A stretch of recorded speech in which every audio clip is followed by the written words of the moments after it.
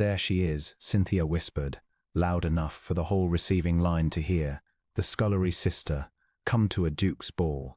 Beside her, Penelope laughed behind her fan, and the two of them watched Marielle Hawes step into the candlelight of Ashdale House in a gown they had ruined with their own hands. The hem was torn in 3 places, the lace at the bodice slashed and dangling, a long rent down one sleeve sewn shut with a single careless stitch that had already begun to give. They had told her there was no other dress. They had told her she was lucky to come at all. The Duke of Ashdale saw her before anyone announced her name. Aldrich stood at the head of his own ballroom beneath a chandelier hung with 1,000 pieces of cut crystal, each one throwing gold light down upon the silk and satin of the finest families in the county. He had endured 2 hours of mothers steering daughters toward him, of practiced curtsies and rehearsed wit, of women who looked at him and saw a title and an income and a great house, and nothing of the man who carried them. He had grown very tired of it. Then a girl came through the far doors in a gown that someone had deliberately destroyed, and she did not look at him at all. She looked at the floor, and at a place near the wall where she might stand and be forgotten. She held her chin level only by an effort he could see from across the room, and that effort was the most dignified thing he had witnessed in a great many years. "Who is she?" he asked the gentleman at his elbow. "The youngest of the Hawes girls, I believe. Marielle. The other 2 are the beauties." The man lowered his voice, though someone forgot to dress the 3rd. "No," Aldrich said quietly, "no one forgot anything." He had grown up in a house full of cruelty, and he knew its shape when he saw it. He knew the particular smiles the 2 elder sisters wore as they watched the youngest cross the room in tatters, the small vicious pleasure of people who had arranged a humiliation and come to enjoy it. And he knew, looking at the girl who held her ruined skirts and tried to make herself small, that she had decided to bear it without weeping, because weeping would give them what they wanted. He had seen that exact set of the shoulders before. He had worn it himself as a boy, in a great cold house where a hard father had made an art of finding fault, and where the only dignity left to a child was the refusal to let the tears fall in front of the people who wished to see them. To see that small terrible composure now upon a grown woman in a torn gown undid something in him that all the polished beauties of the evening had not so much as touched. They had come to be admired. She had come, against every instinct, simply to endure. The musicians lifted their bows. The first dance was forming, and all the polished daughters of the county turned hopeful faces toward the Duke, certain that this was the moment he would choose among them. Aldrich set down his glass. He crossed the ballroom. He did not hurry, and he did not falter, and the crowd parted before him the way crowds part, before a man who has never in his life doubted his right to walk where he pleased. Mothers straightened, fans stilled. The 2 elder Hawes sisters lifted their chins and arranged their loveliest expressions, certain the great Duke of Ashdale was coming at last for one of them. He walked past them as though they were furniture. Marielle did not understand at first that he was coming to her. She had pressed herself into the shadow of a marble column and was counting the minutes until she might decently leave, and when the room went quiet she assumed some grander lady had drawn every eye. Then a pair of polished boots stopped before her worn slippers, and she looked up, and up into the dark and steady eyes of the man whose house this was. "Your Grace," she breathed, and dropped into a curtsy so low and so frightened that the torn sleeve slipped further from her shoulder. She caught it, colour flooding her face. "Forgive me. I should not have come. I will go." "You will not," Aldrich said. His voice was low and not unkind, and it carried farther than he intended, so that the nearest dancers turned to listen. He extended his hand to her, not a polite half gesture. His whole hand, open, offered, in the centre of his own ballroom before every soul who mattered in the county. "Miss Hawes," he said, "will you do me the honour of the first dance?" The silence that followed was the silence of 200 people who could not believe what they heard. Muriel stared at his open hand. Your Grace, her voice wavered. Look at me. My gown is I am not fit to. Your gown, Aldrich said, tells me a great deal about the people who sent you here and nothing at all about you. He did not lower his hand. I have danced with 30 women tonight who arrived in perfect silk and left me cold. I should very much like to dance with the one woman in this room who came in courage instead. A small sound escaped her, not quite a sob, quickly mastered. Then, slowly, as though it were the most enormous decision of her life, she laid her trembling fingers across his palm. His hand closed around hers, warm and sure. He led her into the center of the floor, into the very heart of the light, where the chandelier scattered its crystal fire down upon the torn lace, and the slashed hem, and the single failing stitch. He did not hide her at the edge of the set. He placed her where every eye must fall, and he stood before her, and he bowed to her as deeply and as honestly as he had ever bowed to anyone in his life. The musicians, who had been waiting open-mouthed upon their cue, lifted their bows again and began to play. Aldrich had been taught to dance before he could properly read, and had never enjoyed a single measure of any of it.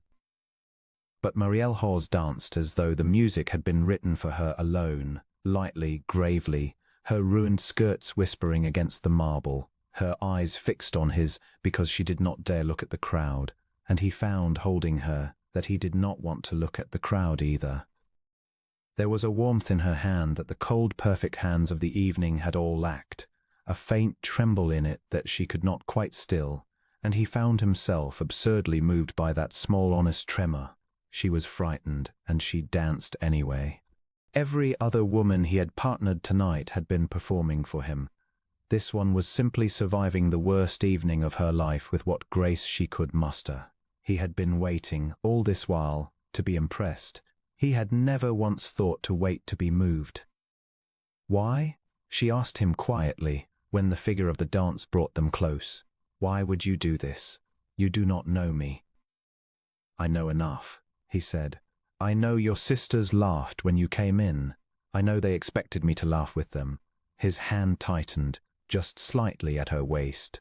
I know they were wrong about the kind of man I am, and I find I am glad to teach them so. They will be furious. Yes, he agreed, and for the first time in a very long while the Duke of Ashdale smiled. I believe they will.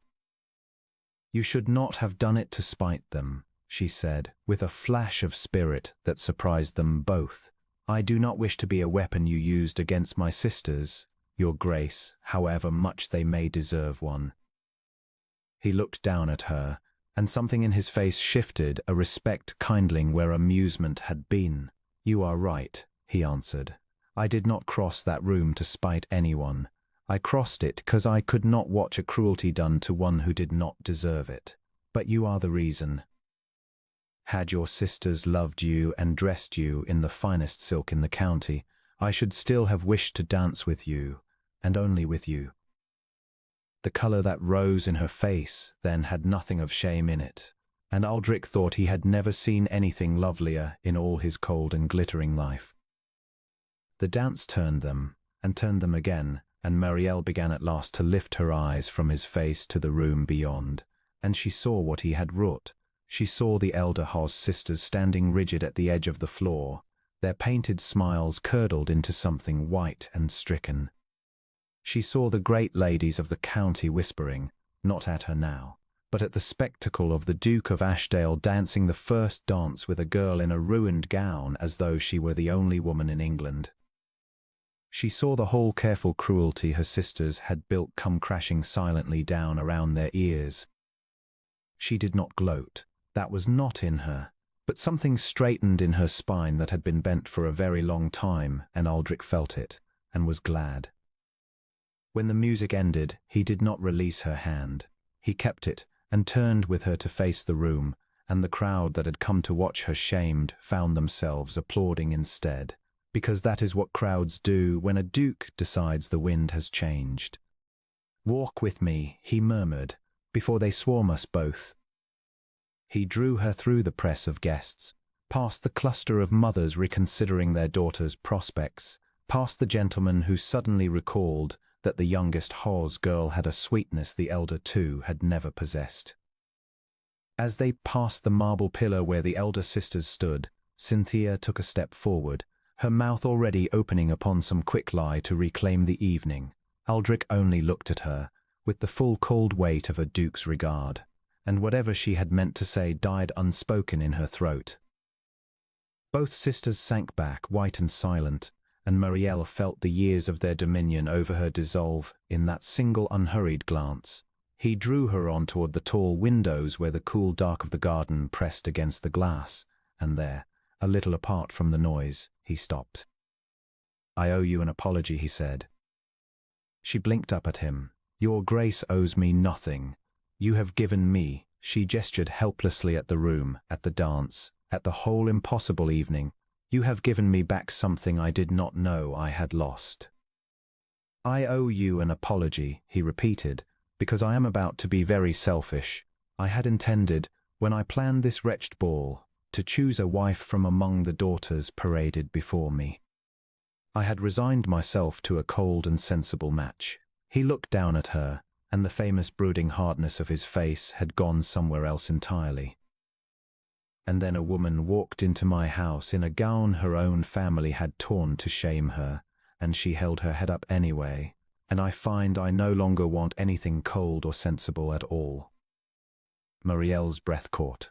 "You cannot mean—" "I mean to call upon you," he said, "properly, with my carriage at your door, and my name spoken plainly to whatever guardian has the keeping of you, so that no one in that house may ever again decide what you are worth." His voice gentled. "If you will allow it.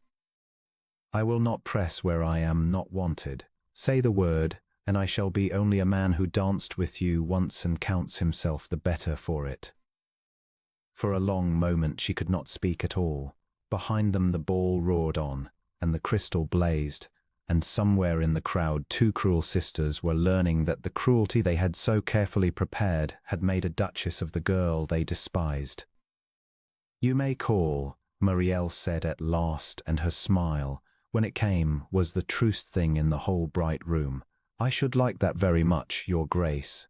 I should like that more than anything I can think of."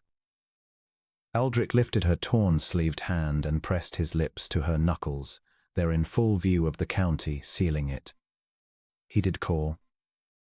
The carriage came to the Hawes house the very next afternoon, and the one after that, and within the season the banns were read for the Duke of Ashdale and Miss Marielle Hawes, and the two elder sisters who had sent her to a ball in rags were left to sit very small at the wedding and watch the girl they had tried to bury walk to the altar in silk and Ashdale pearls. But it was not the pearls Marielle remembered, in the long warm years that followed, when her own daughters asked how their father had come to love her. It was a torn hem and a failing stitch, and a great crowded room that had come to laugh, and a man who had crossed the whole length of it to take her ruined hand in his and ask her, before all the world, to dance with him first.